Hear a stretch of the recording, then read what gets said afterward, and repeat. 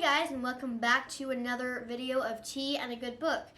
I'm here with Mama again because we've decided that we're going to try doing two-person reviews from now on, or at least try it.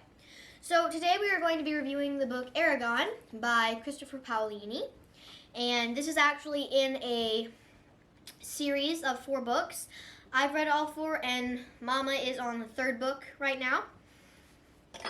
So we've both read Eragon, so we decided that we'd do a little bit of reviewing on that. And then, even though we're brewing with gaiwans, we are going to be doing an English tea, which is Harney and Sons Chocolate Mint.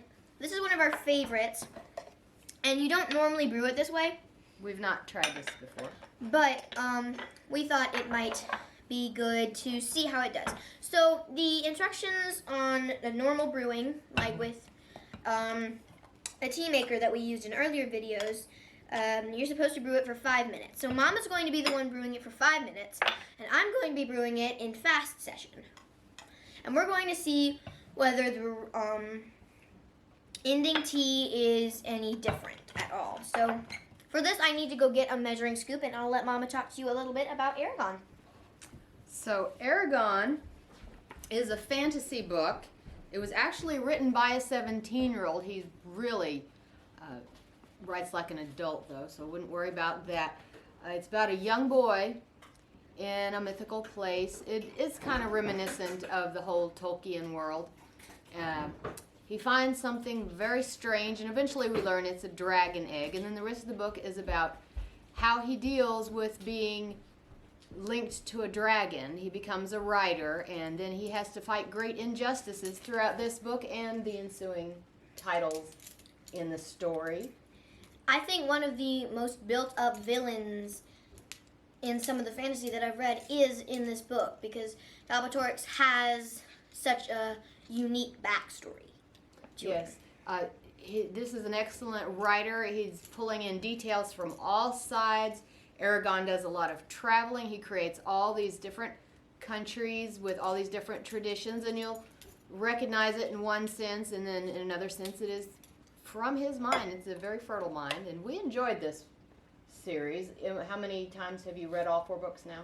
I think I've only read Eragon once, but I think I've read Eldest, Brisingar, and Inheritance about 2 to 3 times each. It's definitely worth picking up this book. Okay, so it doesn't actually say how much you should put in, but I'm just going to put in a teaspoon. That's probably a little bit much, but no. I love the tea, so. We picked a tea we love and a book we love. There you go. So if you're using Gong Fu style, first you rinse it just to get any dust off there. And then you steep it. I think I might actually need to add a little bit more tea 2 hours after we do the rinse, maybe. That's probably not how you're supposed to do it, but with this tea, it is a much... Oh, that smells so wonderful. Oop. We love this tea. Of course, we've only done it in a normal brewing situation. Western. Hey, it isn't actually going too many leaves out of the thing, but yeah, I'm gonna have to add some more leaves to this. We'll just have to be generous. This stuff is delicious. We'll just have to do the rinse again. Very strong. I think this is like chocolate flavor. I think this tin is like our 5th tin. We just have it on recurring order. Harney and Sons is like one of our favorite teas, or one of our favorite brands to get teas, because they have such good teas. How much you want in there? That's good. Because I'm going to be doing the flash brewing way. So I'm going to let Mama talk for a few minutes as I concentrate on trying to get this right. So Harney and Sons just makes some delicious tea. The smell, I would say the smell is actually the best part of this. Strong mint. Strong chocolate is exactly, you just want to eat the leaves, but don't eat the leaves because they won't taste right. But okay. It's consistent. So I think my flash brew is almost done. So this is actually going to be an infusion for me and just a 1 to 2 for Mama. So again, I just really love the way this brewing style is performed. Ooh, that smells good. And it doesn't actually smell. Beautiful. It doesn't actually smell that much different. But let's see whether it tastes any different. Now I got to tell you, herbal tea is not actually tea because tea is only the Camellia sinensis. It's actually tisane, but just colloquially we call it tea. Yeah. So how's it after about 30 seconds? I got a leaf. You've got to hold these things really tightly because that's how you prevent the leaves from getting in your drink, which you don't want. I mean, using your teeth as a filter is pretty good. I taste more mint this way. Okay. And it might be a little bit less chocolate, actually. And it's... I mean, I never actually tasted a, like, you know, texture with the Western style. But with this, I actually taste a texture. And it's, like, it's really smooth.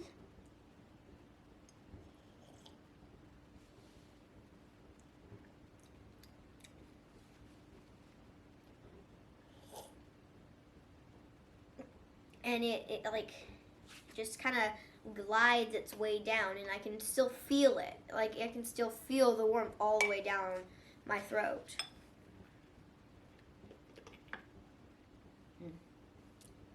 Yeah, definitely mintier. And it leaves that mouth feeling. And this one is so minty and chocolatey that you can't really taste any earthy notes or anything, even if there was. And I think with the Western style, you do lose, like, that texture, almost. So... The difference with the Western style is longer brewing with less leaves. Yes. So you end up, you juice the leaves all together, and you don't go back and keep doing it. With the Gong Fu style, you keep pouring more water over it. Which is better? Who knows? I would say without leaves would be good, though. Yeah. All right, I'm going to do a little bit here. A lot of people would probably disagree with me on this, but I feel like for this tea that the Gong Fu brewing is actually better, or like the gaiwan brewing, and it's just such a more thick, embodied flavor. Here's the two different teas. You have my tea. On the left, you have her weekly brewed tea that she just did for about 30 seconds. Mine is probably 3 minutes on that. Pretty big difference there. More chocolatey. But it's cooled some, so I think I like Western brewing better for this. And that is exactly why I like to do it with me and Mama, because I think that the gaiwan brewing is better for this tea. So you definitely have your difference in taste. I am feeling the minty mouthfeel, which is cooling and very pleasant, fresh. Because do you have any, like, texture in yours? I don't know what to say on that. Like, that's not the right lid, Mama. But does it have, like, a texture and an after feel in the back of your throat? No, all the after feels on my tongue, and it's fresh and clean and minty, like I brushed my teeth. Because with this, it has that feeling all the way down my throat, and it stays there for longer. No, it's right there on the back and middle of my tongue. So you can see the difference between the two types of tea. And now it's pretty much leaf juice, and I hate to do this, but... Too cool? Uh-huh. Yeah, you don't want cool tea. No, you don't. So these leaves have been infused, so I'm going to pour it while it's still steaming. Hooray, it's steaming. So let's see what yours tastes like now. So I got the nice color. Just see the difference? Mintier and leafier. You gotta hold that thing tight. I have been, but there's so many leaves where I've been pouring. Probably need to switch pouring sides. And let's see whether the Harney, how many infusions of the fast brewing Harney can take before it becomes weak. I think that's a challenge we should put all of these teas to the test of. How long the infusions last and whether all of it comes out at once.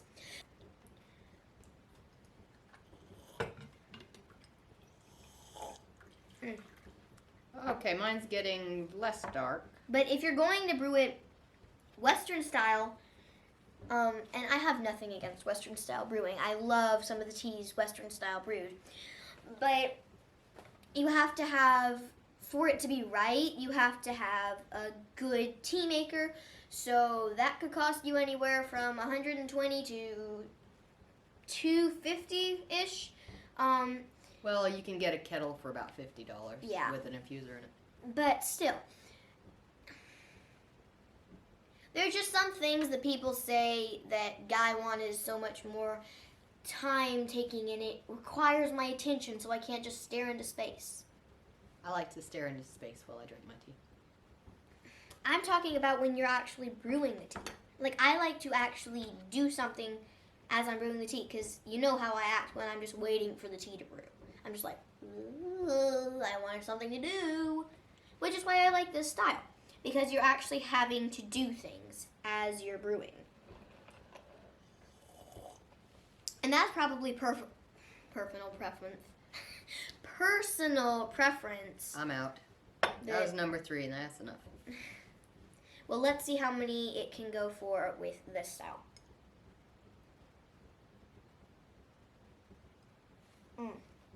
Now it's too many leaves. Okay, so Want another? pour me just a little bit of water this time, because I don't want that much, because I'm going to try it on the other side. The mouthfeel is sticking with me. I am just delightfully minty. And like, when you breathe in through your nose, it's got that, I meant a little bit more than that. I don't want to be like tealess. The thermos is still steaming.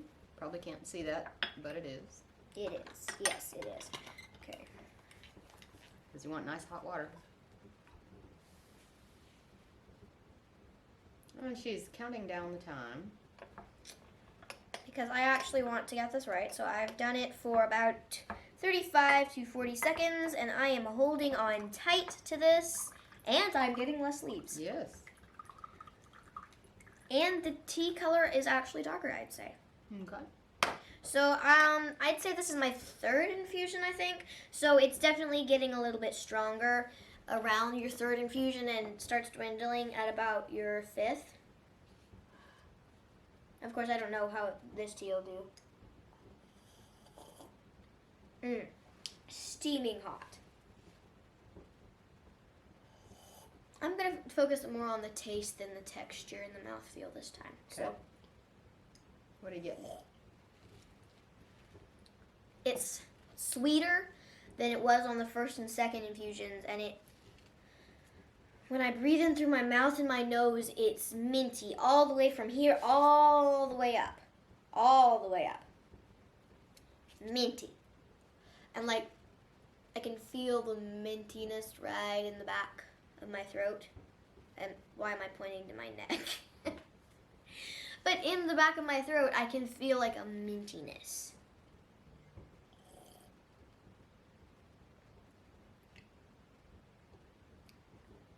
I love this tea.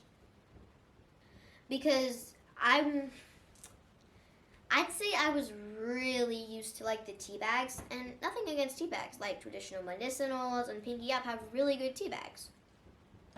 Most manufacturers you'll be able to find both tea bags and loose leaf. Loose leaf is just better because it's usually bigger pieces and you have more control of how much you put in. Yes, and with Harney & Sons they have sachets as well. But if you can find a retailer that does sachets, don't try for tea bags, like try for sachets because they're higher quality most of the time. But like Bigger pieces and more room in there to expand. let's try a 4th infusion of this with the exact same tea. So I'm just going to do that and count down. What else do you have to say about the tea?